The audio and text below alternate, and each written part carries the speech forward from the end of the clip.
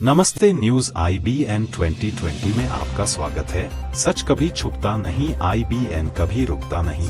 मैं Rehan AI report. फरियादिया जो कि इंदौर की आदिवासी है, सिलेक्टेड जैन है, 59 ईयर्स ओल्ड है। उसके पास 9 तारीख को एक कॉल आया था, 9 नवंबर को उसके पास एक कॉल आया था। बैक एंड चेक ये पेश के मालिक है, आप क्या उनको जानते हैं?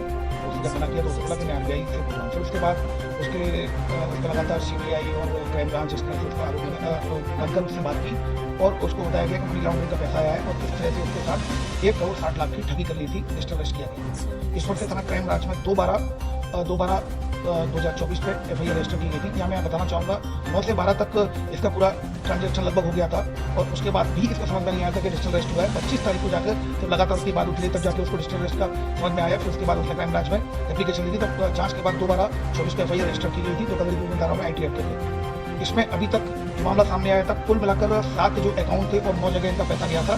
7 अकाउंट में 7 स्टेट में पैसा गया था, जिसमें जो अकाउंट जो यूज हुए थे 7 यूज हुए थे और 9 अकाउंट्स में पैसा गया था। तो इसमें फिर जाकर लगातार दबिश दी पुलिस के द्वारा, जिसमें कि सूरत से 2 आरोपियों को पकड़ा गया था जो अकाउंट होल्डर थे। उसके बाद मैयर से 2 आरोपियों को पकड़ा जो अकाउंट होल्डर थे। फिर जिस सिम का इस्तेमाल किया गया था, जिस मोबाइल से इस्तेमाल किया गया था, वहाँ से नानियाड आनंद गुजरात से पकड़ा एक आरोपी को जो अल्ताफ को जिसको आगे फॉरवर्ड की गई थी, वो जो मोबाइल अल्ताफ को उसको खेड़ा से पकड़ा। कुल मिलाकर 6 आरोपी अभी तक इस डिजिटल अरेस्ट में अरेस्ट किए जा चुके हैं।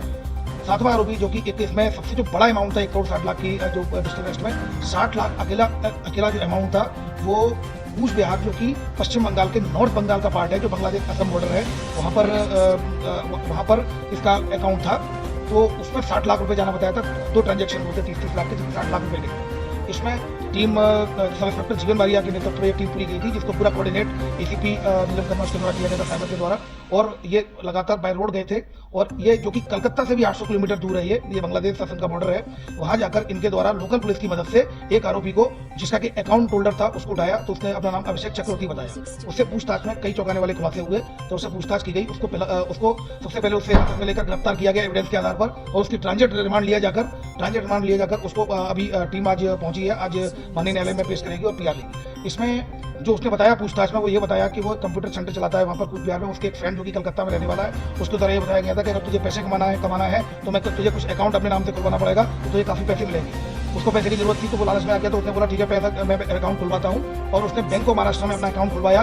इसके मित्र जो कलकत्ता के एक मित्र ने इसको एक अन्य व्यक्ति से मिलाया जो कि होटल में रुका हुआ था। जब ये होटल में मिलने गया तो उससे मना कर दिया, क्योंकि आपकी लिमिट 50 लाख है, तो आपका ये खाता नहीं चल पाएगा, आपको कॉर्पोरेट का अकाउंट खुलवाना पड़ेगा।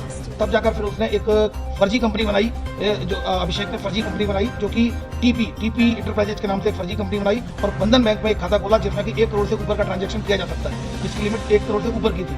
उसके बाद जो आरोपी था, जो जिसका कि नाम नहीं जानता, ये मिला था उसके माध्यम से, अपने मित्र के माध्यम से। उसके द्वारा ये बताया गया कि तुम्हें ट्रांजैक्शन यहाँ से नहीं करना है, तुम्हें ट्रांजैक्शन लखनऊ से करना है। तो फिर इसको कलकत्ता बुलाया गया, कूच बिहार से कलकत्ता गया, लेकिन तभी फोन आया लास्ट मोमेंट पर, उन्होंने स्पॉट चेंज कर दिया और ये बोला कि आप लखनऊ नहीं सीधे पूना जाएंगे, क्योंकि अगर आप पूना से करेंगे, वहाँ का VPN यूज करेंगे, वहाँ से जब ट्रांजैक्शन करेंगे तो पुलिस को शक नहीं होगा, क्योंकि यही एड्रेस आपका कूच बिहार का एड्रेस आएगा, वहीं की IP आएगी, तुम पर शक हो जाएगा। तो इस वजह से इनको पूना भेजा गया, जहाँ पर 2 अन्य व्यक्ति मिले और इसको एक रूम में ले गए। जो रूम में रखे हुए थे, वहाँ रूम में इसका मोबाइल था। इसका मोबाइल जब इसमें मैसेज आता तब वो मोबाइल उससे वापस ले लेते। इसको अपने साथ रखा, दिन भर अपने साथ रखा।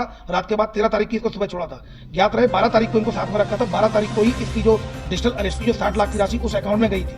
उसी दिन आप देखेंगे 11 तारीख तक उसने जो नया अकाउंट खुलवाया था बंधन बैंक में, 11 तारीख तक कोई भी उसमें बैलेंस नहीं आया था, लेकिन उसी दिन 60 लाख रुपए हमारे यहाँ का जो डिजिटल अरेस्ट है वहाँ का आया। और इसके अलावा 7 अन्य स्टेटों में भी फ्रॉड हुआ है। कुल मिलाकर एक ही दिन में 1 करोड़ 93 लाख का उसमें ट्रांजैक्शन हुआ था। तो ये साथ में ही बैठा हुआ था। इसके द्वारा बताया गया कि वो लोग मुझसे मोबाइल ले लेते थे जब ट्रांजैक्शन होता था और ऊपर कहीं रिपोर्ट करते थे कि इतना पैसा आ गया है। तो उसके बाद ये रात भर रुकने के बाद ये वापस आ गया कलकत्ता और पूछ कर वापस आ गया। इससे 2.5 लाख रुपए का इसकी बात हुई थी, जिसका अभी इससे पूछताछ में बताया कि मुझे मात्र 25,000 रुपए मिले हैं। इसको वेरीफाई कर रहे हैं कि इसको कितना अमाउंट मिला है। कुल मिलाकर ये बात स्पष्ट हो गई है कि ये इनका गैंग का न केवल अकाउंट होल्डर था, बल्कि ये उसका पार्ट भी था, क्योंकि साथ में बैठ के इसके द्वारा ट्रांजैक्शन किए। ये बात भी सही है, जिस तरीके से हम लोग आपस में डिस्कशन करते थे, मीडिया को भी इस बात में ज्ञात होगा कि ये टीम अलग होती है। अब जो ट्रांजैक्शन रिसीव कर रही थी, जो वहां से जो जितने भी पैसे आ रहे थे उनको तुरंत अन्य अकाउंटों में ट्रांसफर करना, वो टीम अलग होती है। अब वो ऊपर रिपोर्ट कर रहे थे। वो अब चूंकि इंदौर पुलिस वहां तक पहुंच चुकी है जहां ट्रांजैक्शन चल रहे थे, इससे ऊपर की जो होती है, धमकाते हैं, वीडियो कॉल करते हैं। जल्दी ही पुलिस को कुछ ऐसे सुराग मिले हैं जिसके आधार पर पुलिस पूछताछ करेगी। फिलहाल